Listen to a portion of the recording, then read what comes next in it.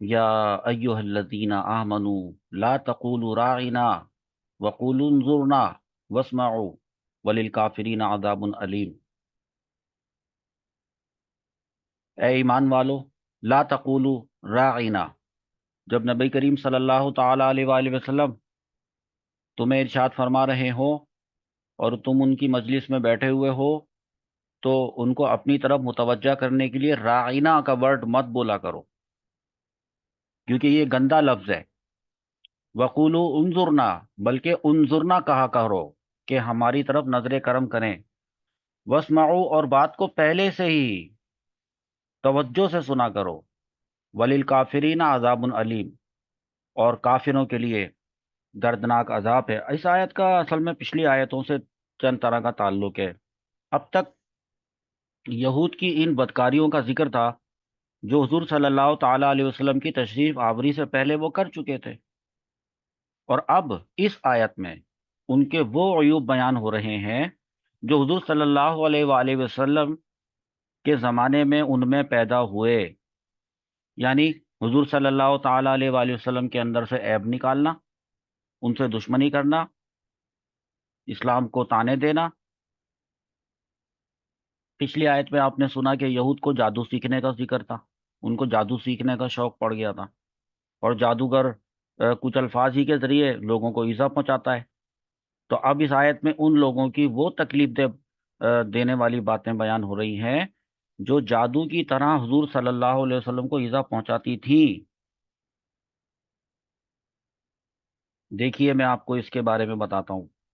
اصل میں حضور اکرم صلی اللہ علیہ وسلم جب صحابہ کرام کو کچھ تعلیم ارشاد فرمایا کرتے تھے، صحابہ کرام سنا کرتے تھے توجہ سے، تو حضور صلی اللہ تعالی علیہ وسلم کے کلام کے درمیان میں، گفتگو میں ان کی بات کاٹ کے کہہ دیتے تھے راعنا یا رسول اللہ۔ راعنا کا مطلب ہے کہ ہماری رعایت فرمائیں یا رسول اللہ۔ حالانکہ یہ راعنا ایک دوسری زبان میں، یہودیوں کی زبان میں راعنا ورڈ جس کا مطلب برا مطلب ہے۔ جیسے کبھی کوئی استاذ پڑھا رہے ہوں اور آپ کی سمجھ میں کوئی بات نہ آئے تو آپ کہتے ہیں کہ استاد صاحب دوبارہ ارشاد فرما دیجئے۔ اس نیت سے کوئی اگر کہے تو کہے انظرنا، رائنا نہ کہے، یعنی یہ بات ہماری سمجھ میں نہیں آئی، دوبارہ ارشاد فرما دیجئے۔ مگر رائنا ایک برے معنی میں بھی ہے، یہودیوں نے اس برے معنی کی نیت سے یہ لفظ کہنا شروع کر دیا تھا، اس برے معنی میں، اور دل میں بڑا خوش ہوتے تھے کہ حضور صلی اللہ تعالی علیہ وسلم کی بارگاہ میں بڑی چالاکی کے ساتھ گستاخی کرنے کا ان کو موقع مل گیا۔ حضرت سعد ابن معاذ رضی اللہ تعالیٰ عنہ وہ ان کی زبان سے واقف تھے، ان کو معلوم تھا رائنا کا کیا مطلب ہوتا ہے۔ جب ان کو پتا چلا کہ یہودی اس طرح سے کہتے ہیں تو انہوں نے یہودیوں سے کہا اے دشمنان خدا، تم پر اللہ کی لعنت ہو، اگر میں نے اب کسی کی زبان سے یہ کلمہ سنا رائنا تو میں اس کی گردن اڑا دوں گا۔ یہودیوں نے کہا کہ ہم پر تو آپ اتنا ناراض ہو رہے ہیں جبکہ مسلمان بھی تو رسول اللہ سے اسی طرح سے کہتے ہیں رائنا۔ اس پر آپ بڑے رنجیدہ ہوئے حضرت سعد بن معاذ رضی اللہ تعالیٰ عنہ، اور بہت افسردہ ہو کر سرکار دو عالم صلی اللہ تعالی علیہ وسلم کی خدمت میں حاضر ہی ہوئے تھے کہ ابھی یہ شکایت لے کر حاضر ہوئے ہی تھے کہ یہ آیت نازل ہوئی جس میں یہ لفظ رائنا کہنے کو حرام قرار دے دیا گیا، اور اس کا دوسرا اچھا ورڈ سجیسٹ کیا گیا، انظرنا کہنے کا حکم ہوا۔ یا ایھا الذین آمنوا لا تقولوا راعنا، اب ایمان والے رائنا اس وجہ سے کہتے تھے کہ جب یہودی کہتے تھے تو یہ بھی سمجھتے تھے کہ یہ بھی اچھا لفظ ہے اور اپنی جانب متوجہ کرنے والا لفظ ہے۔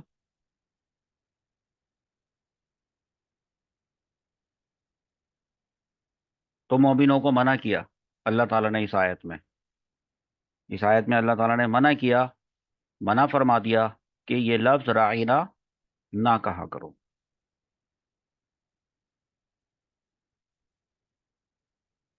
خلاصہ اس طرح سے ہوا کہ تم ہمارے نبی صلی اللہ تعالی علیہ وآلہ وسلم سے نیک نیتی اور صفائی دل کے ساتھ لفظ رائنا بول دیتے ہو۔ مسلمانوں، تم ایمان والے ہو، سچے دل سے ایمان لانے والے ہو، اور تم تو محبت سے یہ لفظ کہتے ہو رائنا، جس کا یہ مطلب ہوتا ہے کہ حضور ہم نے یہ بات نہیں سنی، ہم سن نہ پائے، آپ ہم پر نظر کرم فرمائیں، دوبارہ ارشاد فرما دیں۔ مگر تمہارے اس لفظ رائنا کے بڑے خراب معنی بھی ہے، اور اس وجہ سے دشمنوں کو بے ادبی کرنے کا موقع مل جاتا ہے، بدتمیزی کرنے کا، گستاخی کرنے کا موقع مل جاتا ہے۔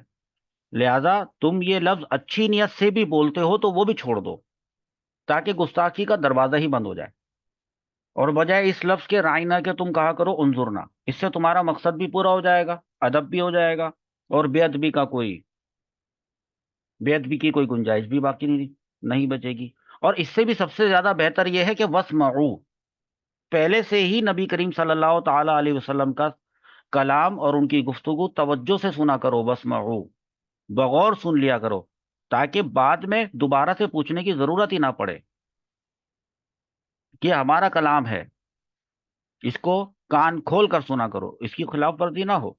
اور لہذا اب آئندہ ولیل کافرین عذاب علیم، اب اگر کسی نے رائنا کا لفظ کہا تو وہ کافر ہو جائے گا، اور ولیل کافرین، اور کافروں کے لیے تو دردناک عذاب ہے، عذاب علیم، دردناک عذاب ہے۔